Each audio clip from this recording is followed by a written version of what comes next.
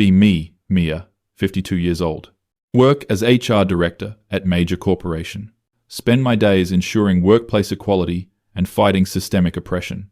Raised my son Nolan as a single mother after his father left when he was 3. Always taught him to be aware of his privilege as a white male. Made sure he understood the struggles women face in society. Proud that I raised him to be conscious of these issues.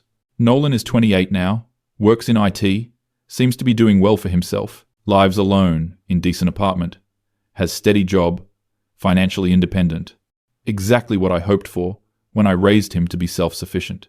Always assumed he was thriving because he had all the advantages society gives men. Few months ago, Nolan calls me on a Tuesday evening. Unusual because he typically only calls on weekends. Sounds different. Quieter than normal. Hey Mum, can we talk? Like really talk.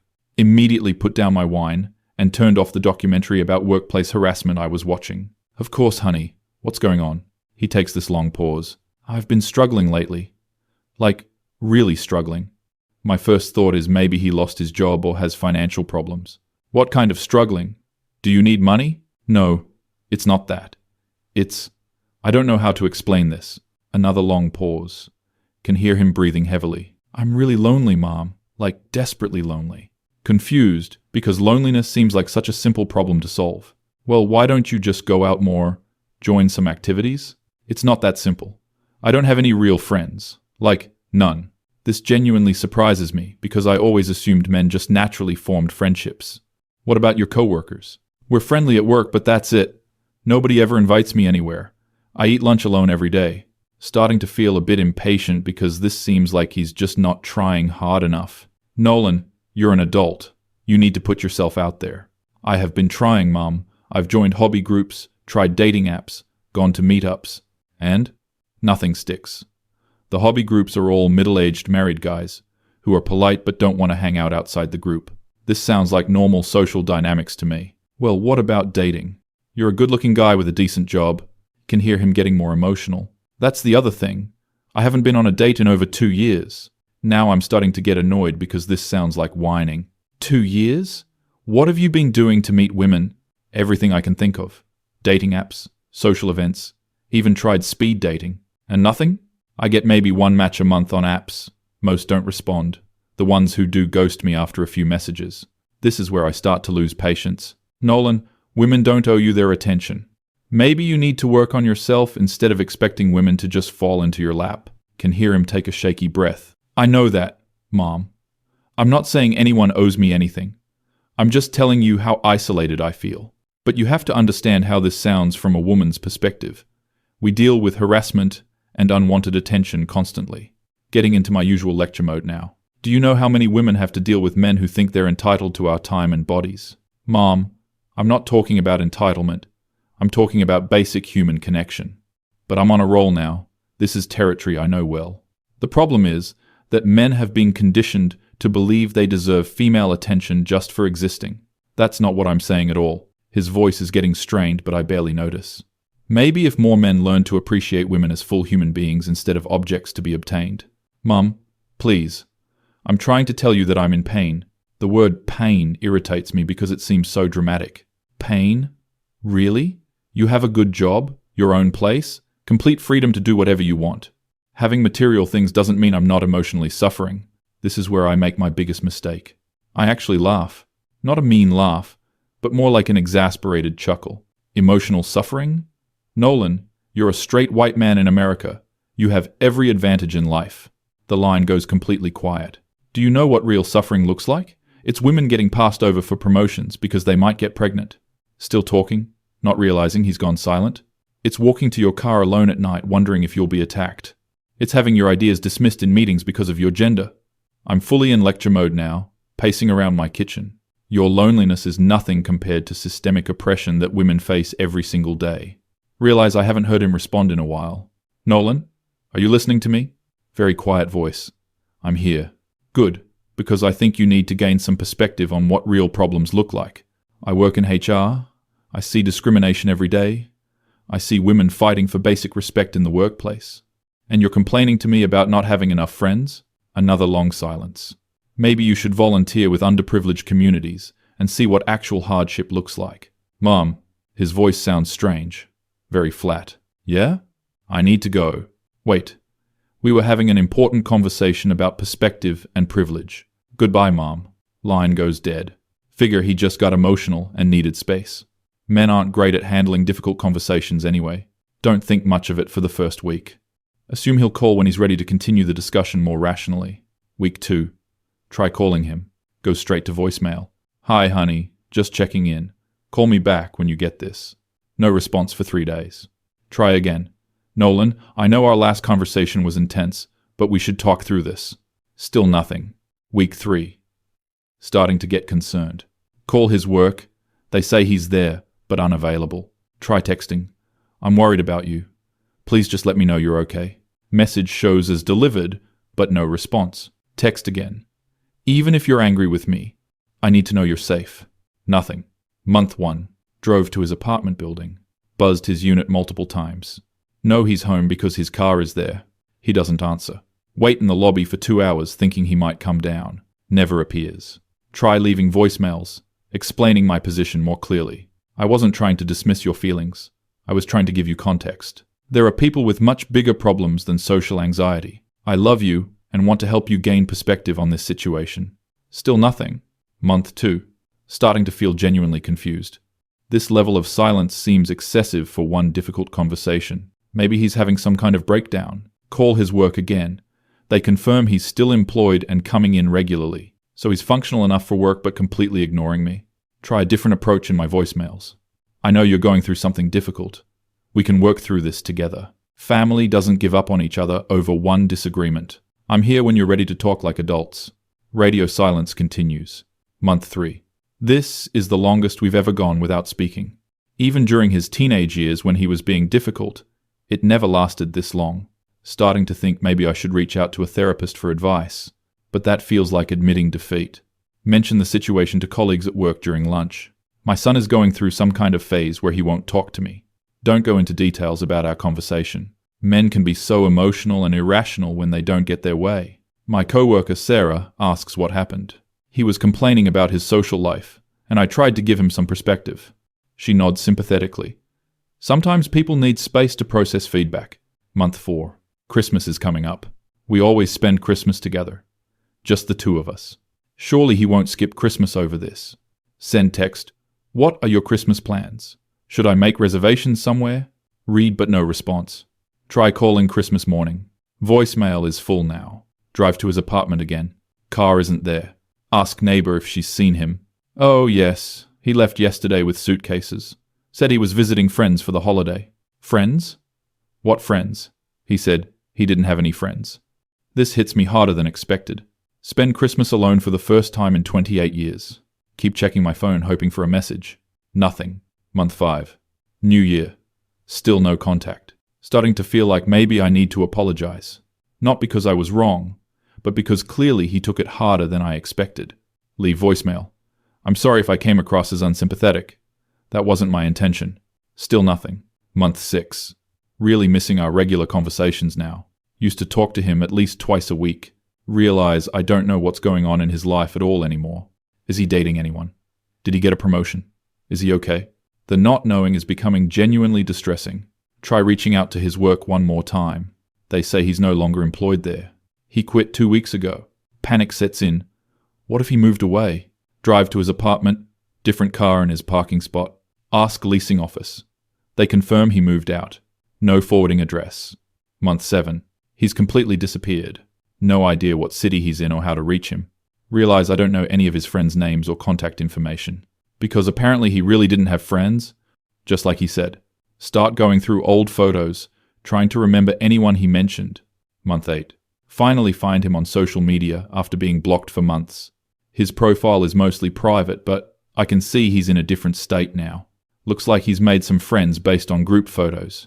Appears to be dating someone based on couple photos. He's smiling in ways I haven't seen in years. Seeing him happy without me creates this weird mix of relief and hurt. Relief because he clearly figured out his social problems. Hurt because he did it without any help from me. And apparently my presence was more of a hindrance than a help. Month 9. Create fake social media account to see more of his posts. Feel pathetic doing this, but desperate for information. He can see he's been posting about his new life, talks about his friend group, his girlfriend, his new job, posts about hiking trips and game nights and dinner parties, the exact kind of social connections he said he wanted. One post stops me cold. It's a photo of him at what looks like a therapy session or support group. Caption reads, 6 months into healing from family trauma. Finally learning that my feelings were valid all along. Family trauma? I gave him a loving home and every opportunity. Month 10. Can't stop thinking about that post. Family trauma feels like such an overstatement. We had one difficult conversation where I tried to give him perspective, but seeing him thrive completely without me is starting to make me question things. Decide to do some research on male loneliness. Not because I think I was wrong, but because I want to understand his perspective better. What I find genuinely surprises me. Apparently male suicide rates are much higher than female rates. Men report having fewer close friendships than previous generations. Social isolation in young men is being called an epidemic. Some of the articles describe exactly what Nolan was telling me. Difficulty making friends as an adult male, challenges with online dating and modern romance, the specific struggles men face with emotional expression and vulnerability. Suddenly his words come back to me. I'm trying to tell you that I'm in pain. Month 11. Finally decide to call my therapist. I haven't been to therapy in years, but this situation is affecting my work and sleep. Dr. Martinez listens to my explanation of events. So your son came to you in a vulnerable moment, and you responded by minimizing his experience? Immediately defensive. I was trying to give him context about real problems. What made you feel that his problems weren't real? Because objectively, his complaints were minor compared to systemic oppression. But we're not talking about society-wide issues. We're talking about your son's personal pain. Right, but perspective matters.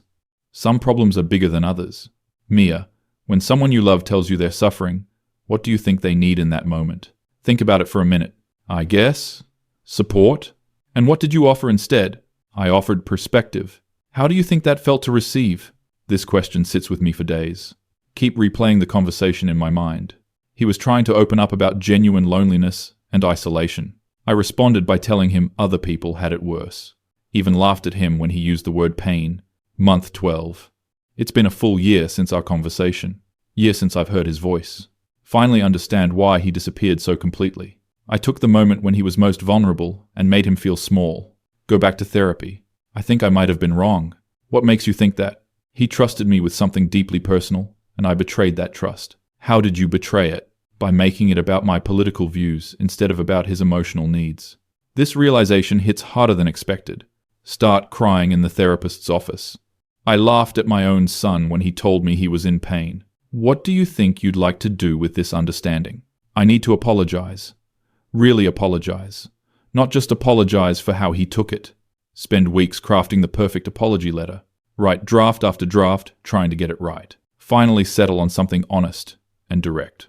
Nolan, I've spent the past year thinking about our conversation, and I finally understand how wrong I was. When you came to me with genuine vulnerability about your loneliness and isolation, I responded with dismissiveness and lectures instead of compassion. I laughed at your pain because I was so focused on my own worldview that I couldn't see your individual suffering. You deserved a mother who listened and supported you, not one who minimized your experience. I don't expect forgiveness, but I needed you to know that I finally understand what I did wrong. I'm genuinely sorry. Hire private investigator to find his current address. Feel creepy doing this, but need to reach him somehow. Send the letter via certified mail so I know he receives it. 2 weeks later, get a text from an unknown number. I got your letter. I need more time. It's him. Resist urge to respond immediately with explanations or justifications. Simply reply, take all the time you need. I love you. I know. Month 13. He sends longer text. I'm willing to try a phone call, but I need you to understand that things can't go back to how they were. Agree immediately. We schedule a call for the following Sunday. When he calls, his voice sounds different. More confident, more self-assured. Less like he's seeking my approval for everything. Hi, Mom. Hi, honey. Thank you for calling. I want to explain what happened from my perspective. Listen without interrupting as he describes the past year, how my reaction to his vulnerability made him realize our relationship was one-sided, how he'd been seeking my approval and validation his whole life, how my dismissal was the final confirmation that I saw him as a symbol rather than a person. I wasn't just lonely for friends and romantic connection. I was lonely in our relationship too. This hits harder than expected. You're right. I was so focused on raising you to be aware of social issues that I forgot to see you as an individual. I needed my mom that night, not a social justice educator. I know. I'm sorry I couldn't be what you needed. We talked for 2 hours. He tells me about his new life, his friends, his girlfriend Sarah, how therapy helped him realize his feelings were valid, how building genuine connections required vulnerability that I had inadvertently taught him to suppress. I learned that my emotions and needs matter, even if other people have different or bigger problems. You were right to cut me off, I tell him. It wasn't about being right or wrong. It was about protecting my mental health. I understand that now. Do you? Because I need to know this won't happen again. We agree to start rebuilding slowly. Monthly phone calls, gradually increasing if things go well. He's clear that our relationship will have boundaries now. No more lectures about privilege when he's sharing personal struggles. No more comparing his problems to global issues. If I can't offer emotional support, I should say so directly instead of deflecting. Month 14. Our second scheduled call goes well. He tells me about his new job, his friend group, weekend plans. I practice just listening and asking supportive questions. Resist urge to offer unsolicited advice about anything. Focus on being genuinely curious about his life, rather than trying to guide it. He mentions that Sarah wants to meet me eventually. She's been really good for me, helped me see that I deserve care and consideration. Feel happy for him, but also guilty that I never made him feel that way. I'd love to meet her when you both feel ready, maybe in a few months. We'll see how these calls continue to go. Month 15. Nolan sends me photos from a hiking trip with friends. Seeing him genuinely happy and connected to people fills me with both joy and regret. Joy, because he found what he was looking for. Regret, because I couldn't be part of helping him find it. Because my reaction actively made his struggle harder. Month 16. During our call, he mentions considering moving back to our state eventually. Not to live near you necessarily, but Sarah got a job offer here, and we're thinking about it. How do you feel about being geographically closer to me? Honestly, it makes me nervous, but I think I'm strong enough now to maintain boundaries if needed. The fact that he needs to be strong enough to handle proximity to his own mother is sobering. I created a dynamic where he felt he had to protect himself from me, where seeking support from me was actually harmful to his well-being. Month 18. They move back to the state. We meet in person for the first time in 2 years at a neutral restaurant. He looks healthy and confident. Sarah is lovely, warm but clearly protective of him. Can tell she knows the whole story of why we were estranged. During dinner, I apologize again in person. I want Sarah to hear this too. I failed you as a mother during a time when you needed support. Don't go into lengthy explanations about my motivations or worldview. Keep the focus on impact, rather than intent. You deserved better from me, Sarah speaks up. Nolan's told me a lot about your relationship. I appreciate that you're working to understand what went wrong. Her tone is polite, but there's steel underneath. This woman clearly won't tolerate anyone hurting him again. Feel grateful that he found someone who protects his emotional well-being since I failed to. Month 20. We've progressed to occasional in-person visits. I'm learning to relate to him as the adult he is, rather than the child I raised. Learning to ask about his life without trying to manage or improve it. Learning that sometimes people just want to be heard, not advised. He tells me about a difficult situation at his new job. My instinct is to offer solutions and perspective. Instead, I ask, how are you feeling about all that? We have a genuine conversation about his stress and concerns. I offer emotional support instead of lectures. He seems surprised, but pleased by this approach. Month 22. Nolan and Sarah get engaged. He calls to tell me personally, before posting on social media. I wanted you to hear it from me first. Feel honored that he thought to include me in this moment. Also feel sad knowing that our estrangement means I missed years of their relationship development. I'd like you to be at the wedding, if you want to come. This invitation feels like a gift I don't deserve, but accept gratefully. I would love to be there. Good, but Mom, I need you to understand that this day is about me and Sarah, not about repairing our relationship. Of course, I just want to celebrate your happiness. Month 24. The wedding is beautiful. Nolan looks genuinely joyful in a way I haven't seen since he was a child. During his speech, he thanks his friends for supporting him through difficult times. Doesn't mention me specifically, but I don't expect him to. I forfeited the right to be acknowledged as a source of support. Sarah's family is warm and welcoming to me despite knowing our history. Her father tells me, Nolan's a good man. You raised him well. I want to correct him that Nolan became a good man despite my failures. Not because of my parenting, but just smile and say thank you. Month 26. We've settled into a new normal. We talk every few weeks, see each other monthly. Relationship feels more authentic now than it ever did before, because it's based on who we actually are rather than who I thought we should be. Nolan tells me he's been thinking about having kids soon. I want to do better than. He trails off. Than I did. I finish for him. I didn't say that. You didn't have to. I understand. I just want to make sure I really listen to my kids. Make them feel heard. You will. You're already so much more emotionally intelligent than I was. Thanks, Mum. That means a lot coming from you. Realize this is probably as close as we'll ever get to fully repairing what I broke. Our relationship will always carry the scar of that night when I laughed at his pain. But we've built something new on the other side of it. Something more honest and real. Month 30. Today, Nolan called to tell me Sarah is pregnant. They want to wait until the second trimester to share publicly, but wanted family to know early. The fact that he considers me family again feels like an undeserved miracle. Do you want to know what made me willing to rebuild our relationship? He asks. What? It wasn't just your apology. It was that you actually changed your behavior. You stopped seeing me as a representative of male privilege and started seeing me as your son. This observation stays with me for days. Realize that my political views had become more important to me than my personal relationships. I had stopped seeing the individuals in front of me and only saw demographic categories. Turned my own son into a symbol instead of treating him as a human being. Looking back now, can see that I was the entitled one. Entitled to dismiss his pain because it didn't fit my worldview. Entitled to lecture him instead of listening to him. Entitled to his continued presence in my life no matter how I treated him. He was smart enough to recognize that he deserved better. Smart enough to protect himself from my toxicity. Smart enough to build the life and relationships he actually wanted. While I was too focused on being right to realize I was losing him. Now when people ask about our relationship, I'm honest. We went through a rough patch where I failed him as a mother. He was smart enough to walk away until I could do better. Don't make myself the victim of his oversensitivity. Don't blame his generation or modern culture. Take responsibility for my own actions and their consequences. Still believe in equality and justice, but learn that compassion has to start with the people closest to you. Learned that individual pain deserves acknowledgement even when bigger problems exist. Learn that being right about social issues doesn't give you permission to be wrong about personal relationships. Month 36.